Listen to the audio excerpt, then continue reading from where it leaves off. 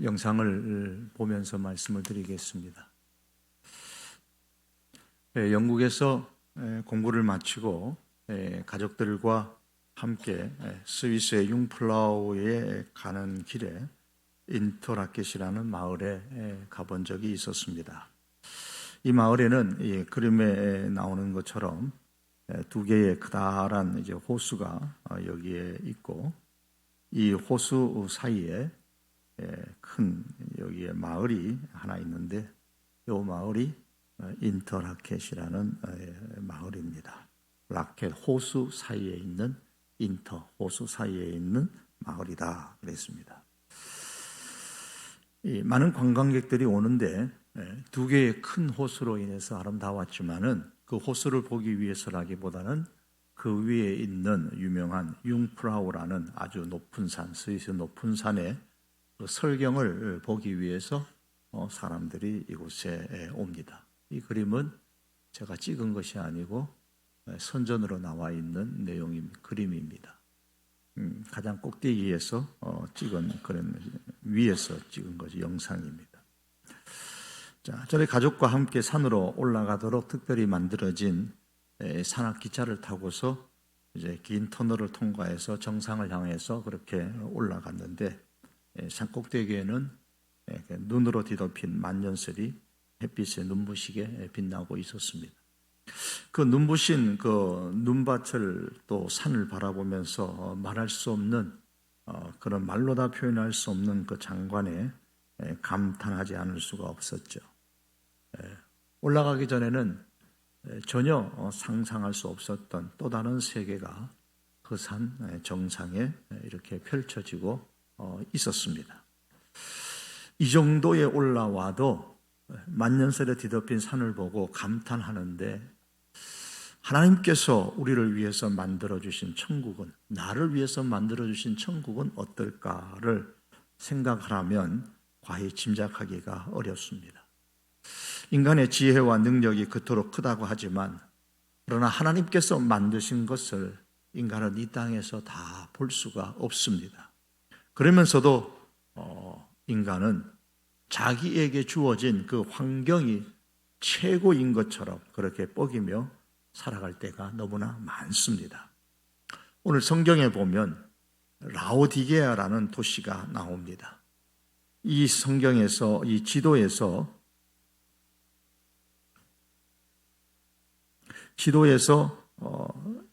이 지역은 이제 이스라엘 지역이죠. 이스라엘 지역. 이 지역이 소아시아 지역입니다. 이 소아시아 지역에 보시면은 여기에 라오디게아라는 여기 도시가 여기에 있고, 이 도시에 라오디게아 교회가 있습니다. 이 도시에 사는 사람들은 대단히 부유한 사람들입니다. 따라서 그들은 자신들의 현재의 삶이 최고라고 그렇게 여겼습니다.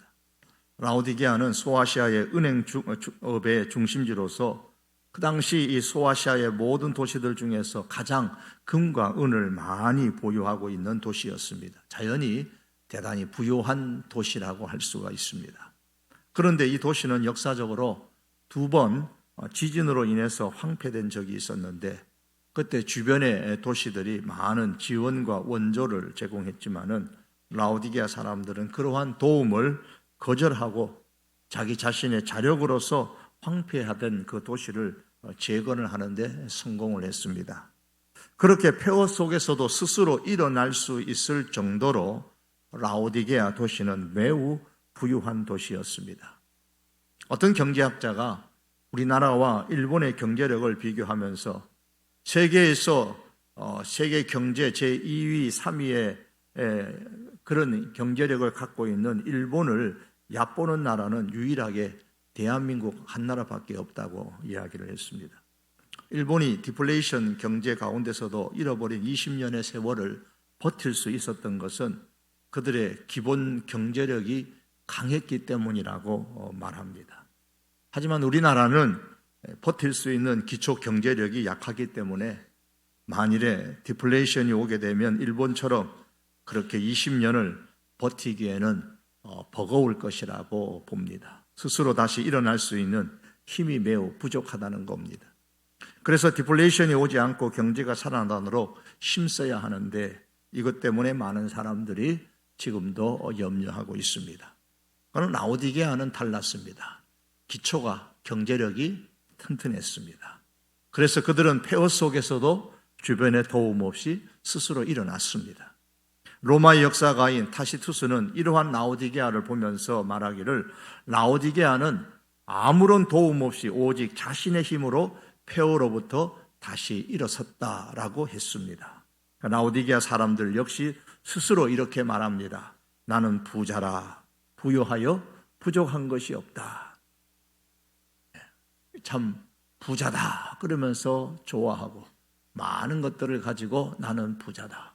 나는 부족한 것이 없다라고 스스로 그들은 대단히 만족해하고 있었습니다. 라오디게아 사람들은 돈만 있으면 우리로 말하면 강남의 모든 땅을 다 살 수 있고 돈만 있으면은 산을 바다에 옮길 수 있다고 생각하는 그러한 사람들이었습니다. 그들은 사람들에게 더 나은 집과 더 나은 월급과 더 나은 작업 환경을 주고 전보다 더 육체적인 건강을 돌보아 주라. 그러면 황금 시대가 올 것이고 지상 천국이 이루어질 것이며 모든 것이 잘 될 것이라고 그렇게 외치면서 살았습니다.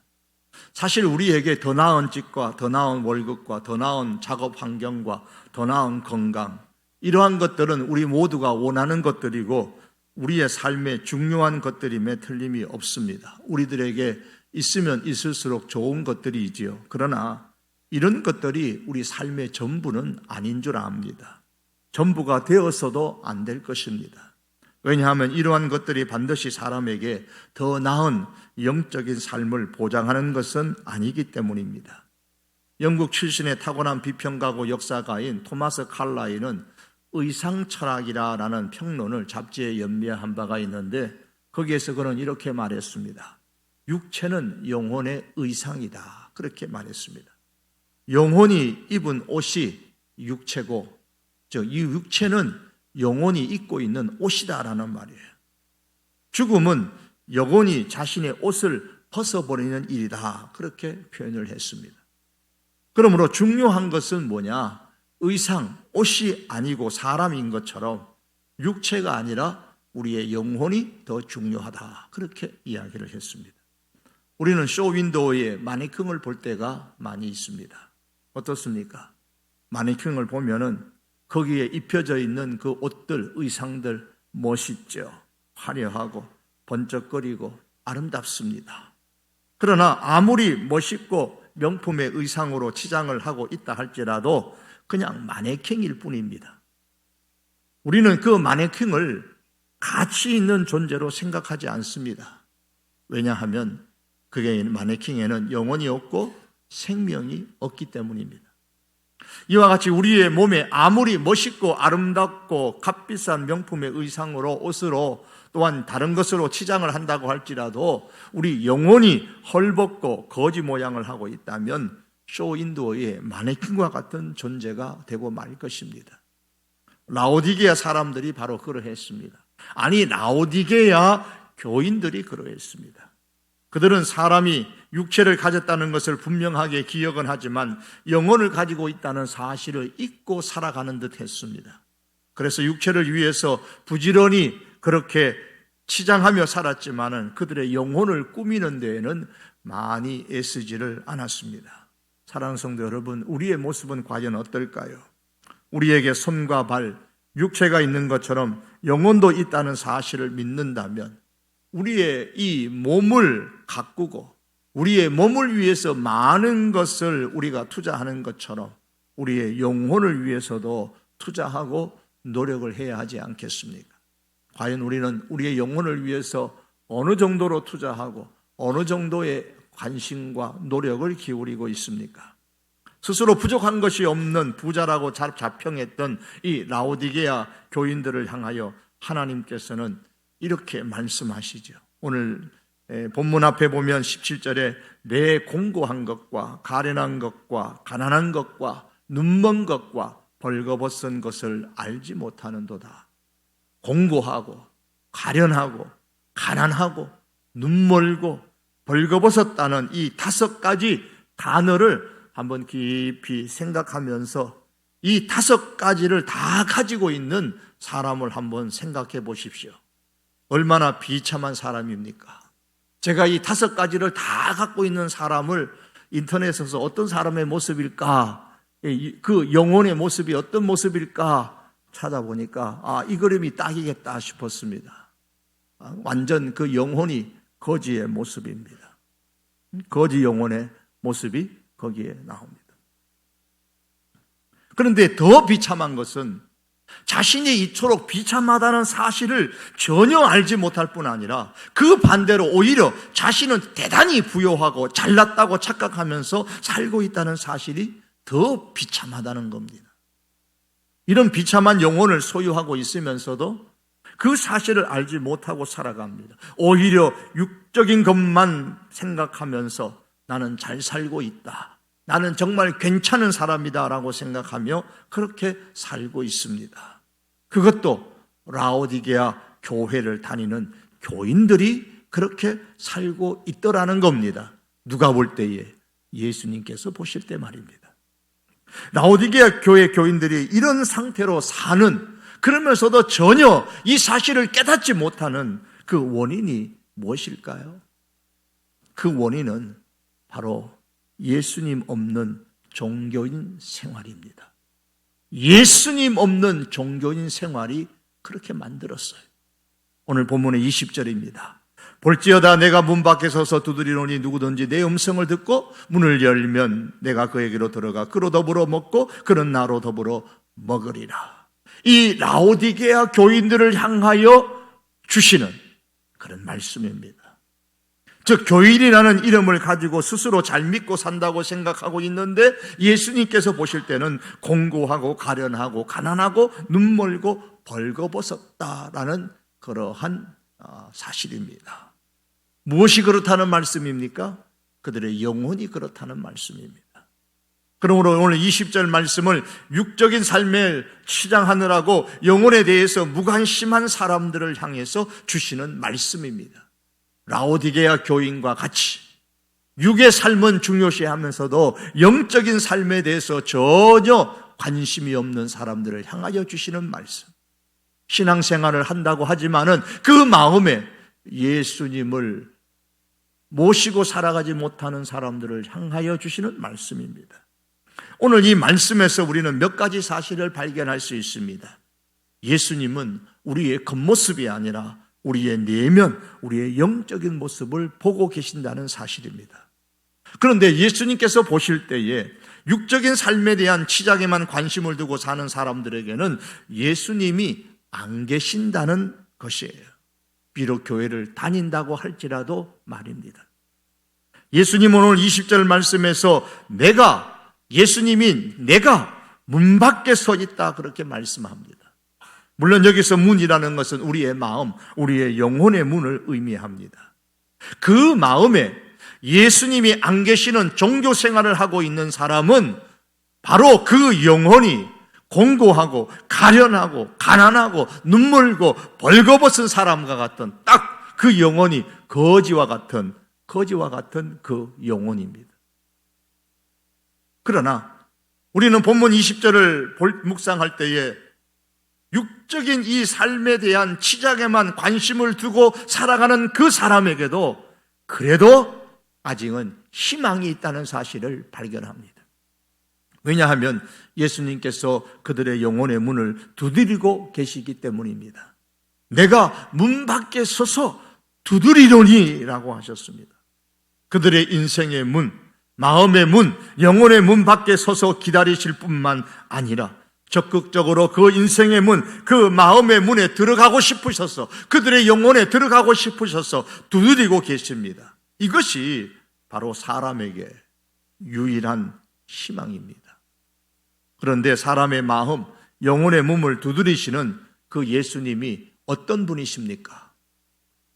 문을 두드리시는 분이 어떤 분이냐라는 것은 대단히 중요합니다. 여러분의 집에 문을 두드리고 초인종을 누르는 사람이 누구냐라는 것은 대단히 중요한 문제죠. 누가 우리 집의 문을 두드리느냐에 따라서 열어주기도 할 것이고, 혹은 없는 사람처럼 가만히 지죽은 듯이 있고 열어주지 않을 경우도 있을 겁니다. 요한계시록 1장 10절에서 18절에 보면 문을 두드리시는 예수님이 어떤 분이신지를 상세하게 설명합니다. 이 시간에 하나하나를 다 말씀드릴 수는 없지만 그 중에 하나만 말씀드린다면, 예수님에 대해서 성경은 말씀하기를 나는 처음이요 마지막이니 곧 살아있는 자라고 말씀하셨습니다. 예수님은 처음에도 살아계시고 마지막에도 살아계십니다. 살아계셔서 처음에 부르시는 그 예수님은 마지막까지 부르십니다. 살아계셔서 처음에 우리를 붙잡으시는 예수님은 마지막까지 붙잡으십니다. 살아계셔서 처음에 책임지시는 그 예수님은 마지막까지 책임지시는 분이십니다. 그 예수님께서 지금 문을 두드리고 계십니다. 내가 너의 인생을 붙잡겠다 그러면서 두드린다는 거예요. 또한 요한계시록 5장에 가면은 하나님이 오른손에 있는 심판의 내용에 적힌 두루마리 책을 아무도 열 사람이 없는데 오직 예수님만이 그 책을 열 수 있다고 말씀합니다. 이것은 예수님만이 마지막 심판의 권세를 가지신 분이다라는 뜻입니다. 이런 어마어마한 예수님께서 우리의 영혼, 우리의 마음을 두드리고 계십니다. 거지 같은 사람이 우리의 영혼의 문을 두드리는 게 아닙니다. 별 볼 일 없는 사람이 장사하기 위해서, 물건을 팔기 위해서 우리의 마음의 문, 영혼의 문을 두드리는 것이 아닙니다. 심판의 권세를 갖고 있고 처음과 마지막에 되시는 하나님이신 그 예수님께서 우리의 영혼의 문을 두드리고 계십니다. 예수님의 말씀을 듣기 위해서 수만 명이 모였을 때에 그들 가운데 예수님에 대하여서 반대하는 사람도 있었습니다. 그 가운데 예수님을 찾아와서 자기 형과의 재산 분배 문제로 싸우고 있으니 이 재산 분배 문제를 좀 해결해 달라는 사람도 있었습니다.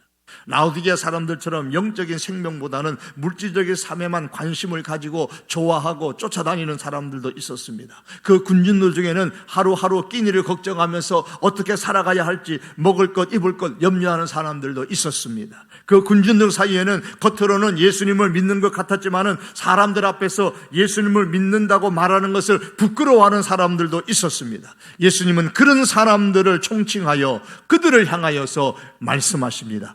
너희는 마치 그 주인이 혼인집에서 돌아와 문을 두드리면 곧 열어주려고 기다리는 사람과 같이 되라. 너희는 이런 사람이 되라. 어떤 사람?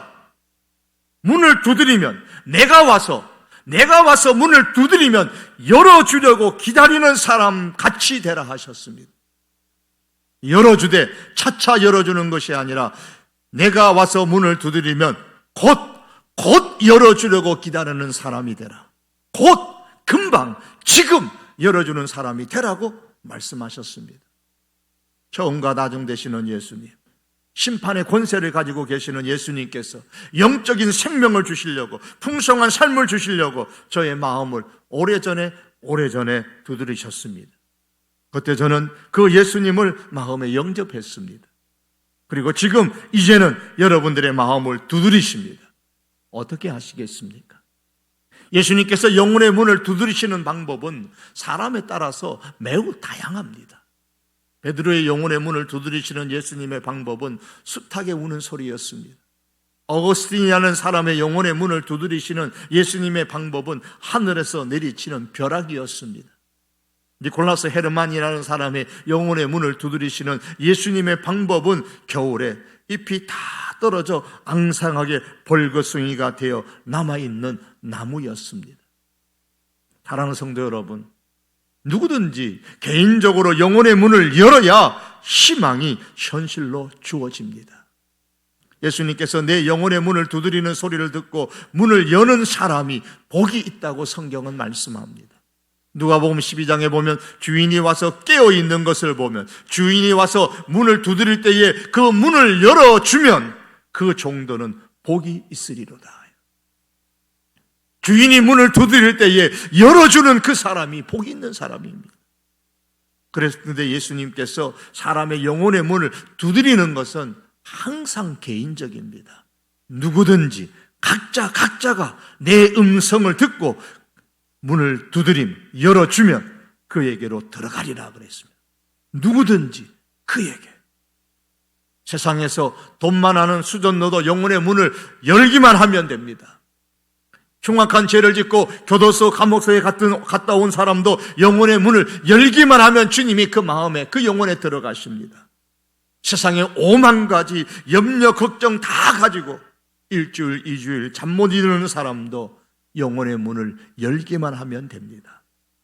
예수님을 부인하고 저주했던 베드로는 새벽에 깨어있는 숱하게 꽃기호 소리에 영혼의 문을 활짝 열었습니다. 온갖 도덕적 방탕 가운데서 살았던 어거스틴은 벼락에 맞아 죽는 그 친구를 목도함으로써 자기의 영혼의 문을 활짝 열었습니다. 그 후 지금까지 살아왔던 인생의 방향이 바뀌어졌습니다. 영혼의 방향이 끝이 났습니다. 니콜라스 헬만은 겨울에 그 앙상한 가지만 남아있는 나무를 보고 영혼의 문을 활짝 열었습니다. 주님의 두드리는 음성으로 듣고 문을 열었습니다. 예수님은 어떤 방법으로 지금 나의, 여러분의 영혼의 문을 두드리고 계실까요?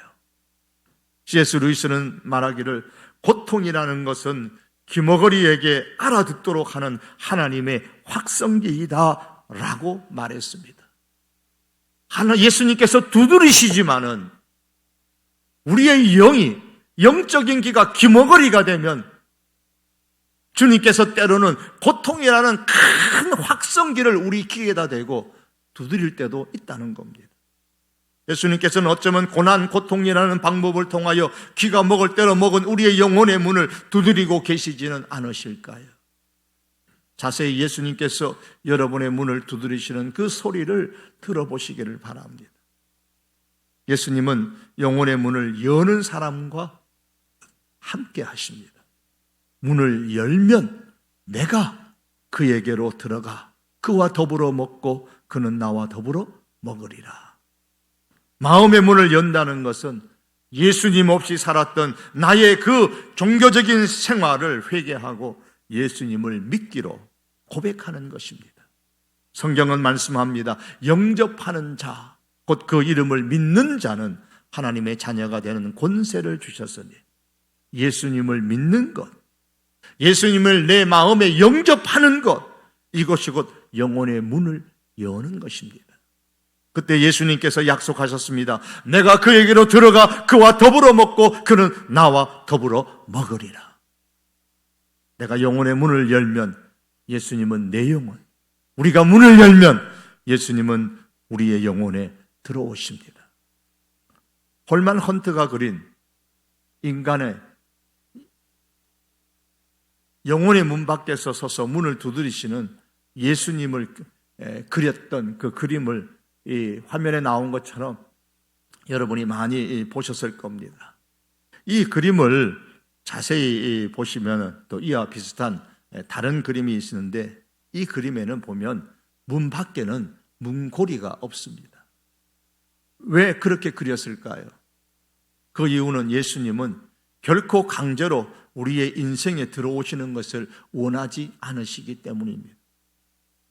안에서 문을 열어주기를 기다리고 계시기 때문입니다. 예수님은 내 인생의 침입자가 아닙니다.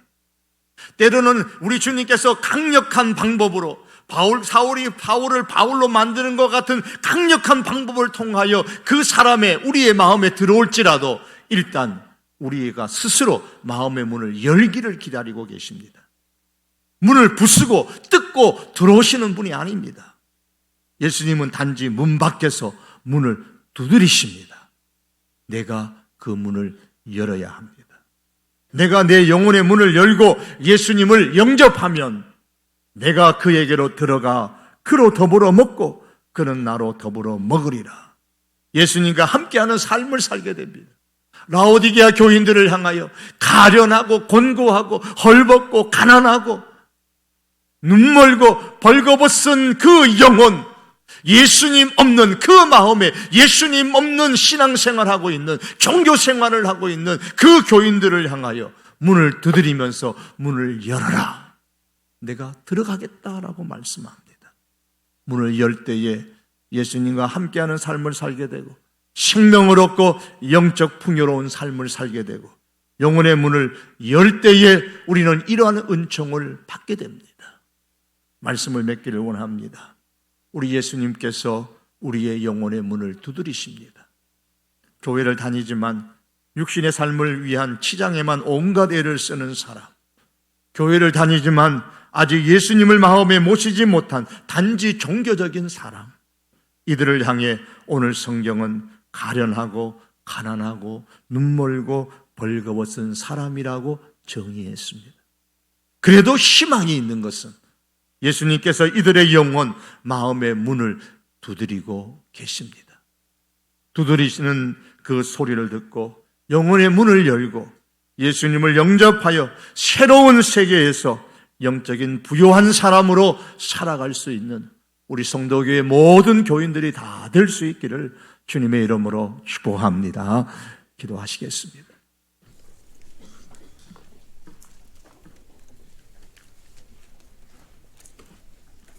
실상은 영적 거지와 같은 영혼을 소유하였으면서도 나는 부요한 사람이라고, 나는 부자라고 여기면서 착각하고 살아가는 하나님 착각 인생 가운데 찾아오셔서 문을 두드리시고 우리의 마음에 들어오시고 우리의 영혼에 들어오셔서 풍성한 삶을 주시기를, 풍성한 영의 삶을 주시기를 간절히 원하시는 그 주님의 모습을 하나님 오늘 말씀을 통하여 다시 한번 바라봅니다. 주여, 우리가 참으로 영혼이 거지와 같은 그와 같은 종교인으로 살아가지 않고 정말 예수님을 마음 중심에 모시고 우리 영혼의 중심에 모시고 풍성한 영적인 삶으로 정말 하나님이 기뻐하시고 우리가 참으로 하나님이 주는 평강을 누리며 살아가는 복된 인생 되도록 축복하여 주시옵소서. 예수님의 이름으로 기도하옵나이다. 아멘. 우리 함께